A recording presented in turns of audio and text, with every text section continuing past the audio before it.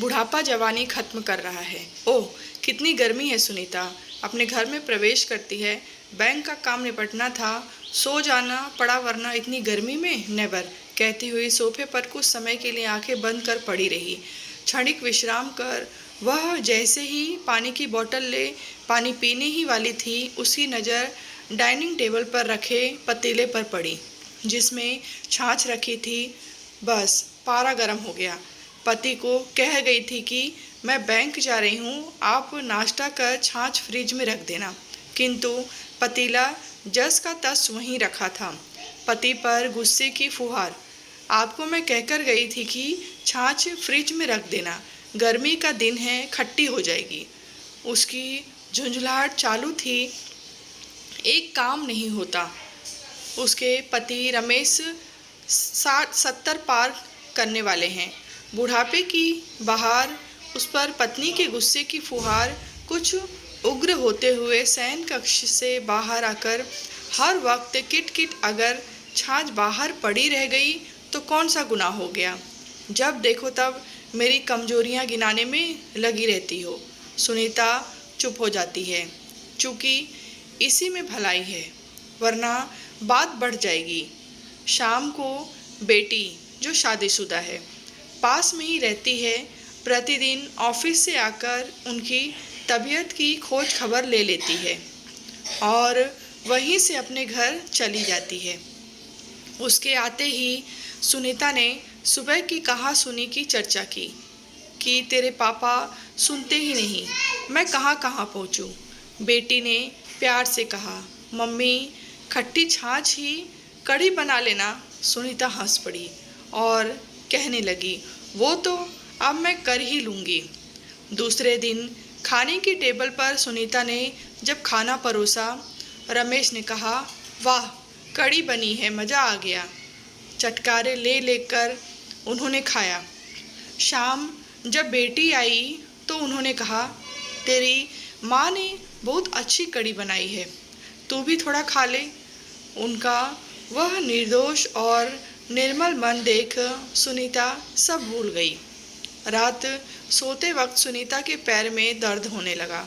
वह दर्द से करा रही थी। रमेश, जो दूसरी तरफ मुंह फेरे सो रहे थे, धीरे से पूछा, बाम लगा दूं? दर्द ज़्यादा हो रहा है, सेंक करने के लिए गर्म पानी कर दूं क्या? यह कहते हुए उन्होंने पलटकर सुनीता की ओर देखा और तुरंत उठकर पैन की लट दी और गर्म पानी करने को किचन की ओर लपके। यह कहते हुए, सारा दिन भाग दौड़ करती हो, काम तो होता रहेगा, आराम कर लिया करो। हाथ में गर्म पानी की थैली देते हुए कहा, मुझसे अब बाहर का काम होता नहीं है, सारा काम तुम्हें ही करना पड़ता है, घर बाहर दोनों तरफ तुम्हें ही देखना पड़ता है। मुझे बहुत दुख होता है, क्या करूं? देर रात तक वे सुनीता की बगल में ही बैठे रहे और उसका दर्द कम करने की चेष्टा करते रहे। उसके दर्द से रमेश को असहनीय पीड़ा हो रही थी। आखिर जीवन संगिनी जो है। सुनीता यह सब देख सोचने लगी, मैं भी क्या हूँ? बेचारे, एक समय था जब उनके मुंह से निकला नहीं कि मैं वो बनाकर खिलाती थी, और आज कितने दिन बाद कढ़ी बनाई, और वो भी कैसे। वह हंस पड़ी। न जाने और भी खट्टी मीठी प्यार भरी तकरार को याद करते हुए वह निद्रा देवी के आगोश में कब समा गई पता ही नहीं चला। प्रातः जब वह उठी, गर्मा गर्म चाय लिए रमेश खड़े थे। उन्होंने कहा, मुंह धो लो, दोनों चाय पीते हैं। निस्वार्थ भाव के साथ दोनों ने सारी गलतियों को गले लगाते हुए हंसते हुए कहते हैं कि यह हमारा कसूर नहीं है, अपने बुढ़ापे का है, जो हमें निकम्मा बनाने पर तुला है। दिन पर दिन हम पर हावी होता जा रहा है। बुढ़ापे को हमने बहुत ही प्रेम से अपनाया, किंतु यह बुढ़ापा अपनी हरकत से बाज ही नहीं आता। आए दिन कोई न कोई नए फसाने खड़े कर देता है। अगर हम अपनी जवानी को याद करने की चेष्टा करते हैं, मसलन कृत्रिम तरीके से बाल काला कर लेते हैं, तो वह कुछ दिनों में मुंह उठाए वापस आ जाता है। हमने उसे अपनाया, किंतु वह कदापि हमारी जवानी को अपना न सका।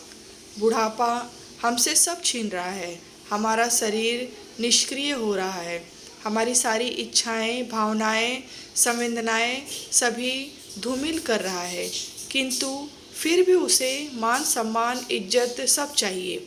रमेश सुनीता को कहते हैं, देखो तो बुढ़ापा अपना ताज हमारे सिर पर रख कैसा इतरा रहा है। मेरा बस चले तो इस बुढ़ापे की तो ऐसी की तैसी। सुनीता ने रमेश से कहा, क्या बात लेकर बैठ गए? अब तो यह बुढ़ापा जोंक बनकर हमारे शरीर से चिपक गया है।